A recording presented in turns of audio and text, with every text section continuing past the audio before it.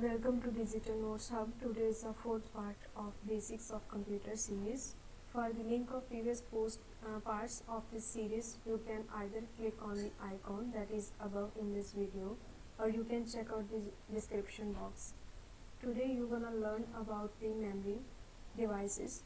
After watching this video, you will have a great piece of knowledge about the memory devices. Firstly, we will discuss what is a memory. The data is stored in the binary format in a computer system. The function of a memory is to store data, instructions and results. Like a human brain, the memory is able to store information which we can use in future according to the requirements. So the devices that we use to store data, information or results are called as memory devices or storage devices. This picture shows the classification of memory devices.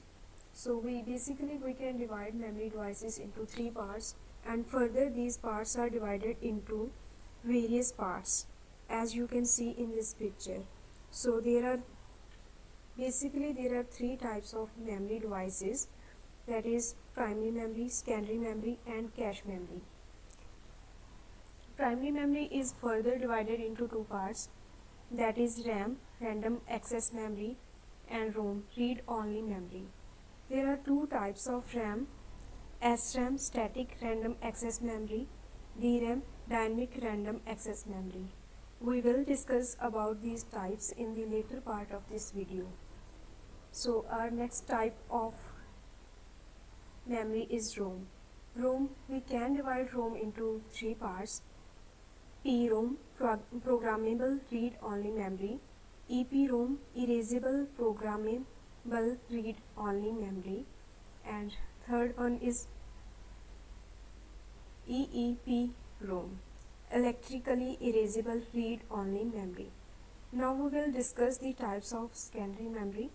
There are two main categories of secondary memory: sequential access and direct access.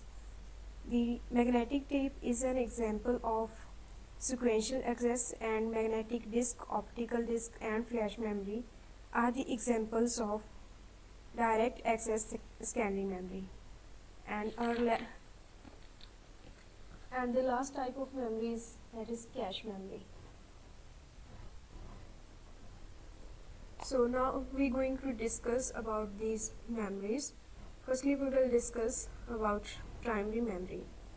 Primary memory is also called as main memory because computer cannot run without primary memory. The speed of primary memory is faster than secondary memory. The data and information on which computer is currently working is stored in a primary memory. These memories are generally made up of semiconductor device. It has limited capacity. The capacity of primary memory is limited. Primary memory is also called as primary storage, internal storage and main memory. So as we have discussed earlier, that there is two types of primary memory, that is ROM and RAM. Firstly, ROM. ROM is read-only memory. It is a type of primary memory as we have discussed earlier. ROM is inbuilt memory, as the name suggests, read-only memory. So we can only read data from this memory, but we can't write any data in this memory. ROM is non-volatile memory, so information stored in ROM is permanent. If we switched off the power, then there is no loss of data, as it stores data permanently. There are three types of ROM. PROM. PROM is supplied blank by the manufacturer. The space of the ROM filled by the user according to requirements, and the contents of this memory further cannot be changed. So next type of ROM is EPROM. EPROM overcomes the problems of PROM. If there is PROM, then we do not write anything after the modification.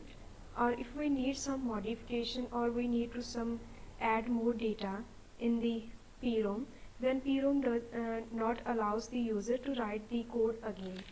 So in this case, EPROM is preferred. So for this, simply shine ultraviolet rays on EPROM for a few minutes, and EPROM is erased. After erasing EPROM, we can write data in this ROM, and EPROM is the most commonly ROM used today.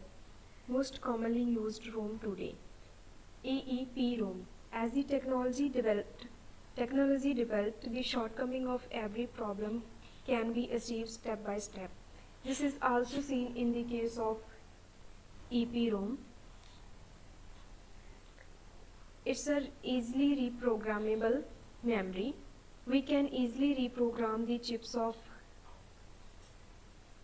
EEPROM by applying a small voltage of a chip by applying a small voltage to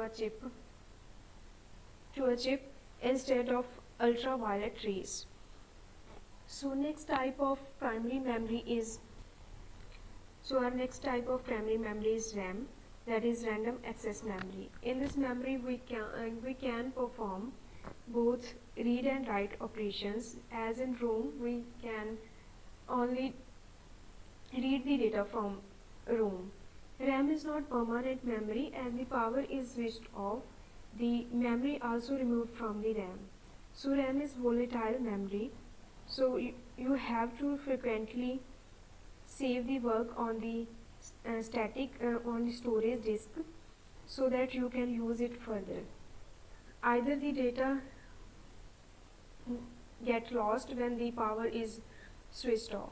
So we can further divide RAM into two categories, that is SRAM, static RAM, and the examples of static RAM is flip-flops. And next is DRAM, that is dynamic RAM. And the examples of dynamic RAM is capacitors. So till now we have discussed the primary memory and the types of primary memory. Now let's discuss the secondary memories. Secondary memory is non-volatile memory, and the data is permanently stored even if power is switched off. Computer may run without a secondary memory, and it can store immense amount of data. It is also known as a backup memory.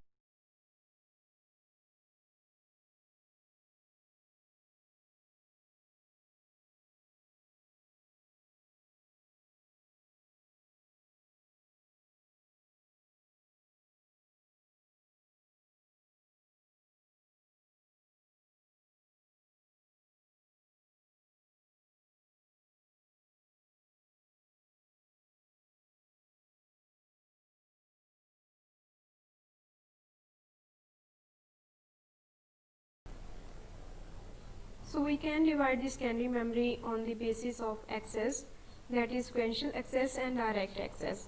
In sequential access, sequential access means in a sequence. So we can only retrieve data in the format in which the data is stored into the memory. We can't access information in a random manner. Magnetic tape is an example of sequential access. It is suitable for those applications in which data records need to be processed at a scheduled intervals, like in monthly pay slips or monthly electricity bills. Magnetic tape is an example of sequential access, and magnetic tape is magnetically coated strip of a plastic. And these tapes are similar to the music tapes, which are used to store music. If you use a music tape to listen songs, then you can access songs in a manner in which they are stored to a tape. So you can't randomly access these songs. So our next type of secondary storage device is direct access. In direct access, we can access the information randomly on the basis of our requirement. So we can access information directly that we want. Direct access secondary storage devices are suitable for those applications in which we can access the information randomly, like in computerized banking system and computerized airline booking system. So our first type of direct access is magnetic disk. It is made from the thin metal platter which is coated on the both sides. The storage capacity of magnetic disk is high.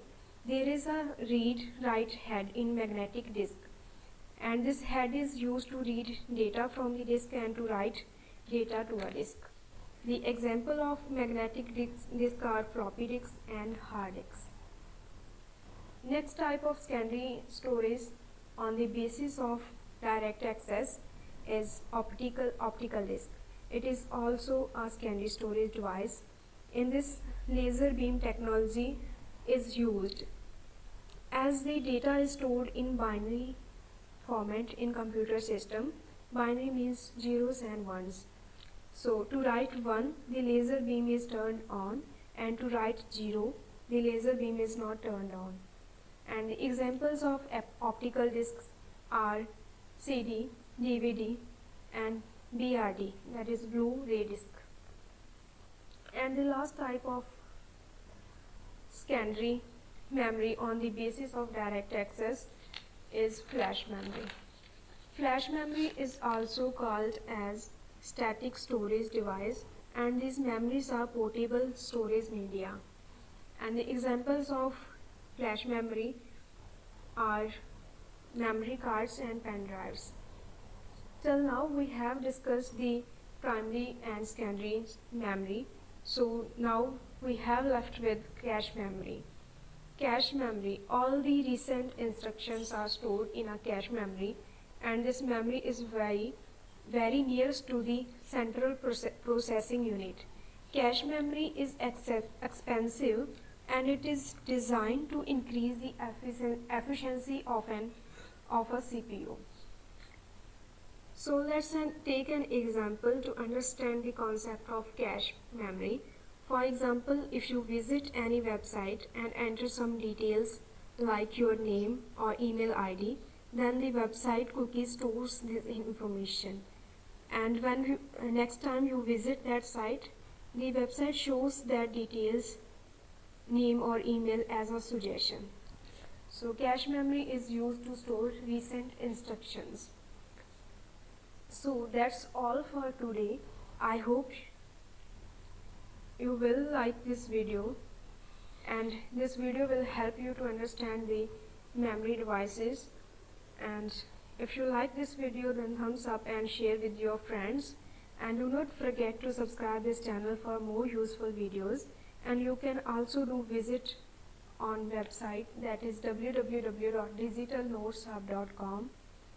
or if you have any questions, feel free to ask in comment section, and stay tuned for upcoming videos.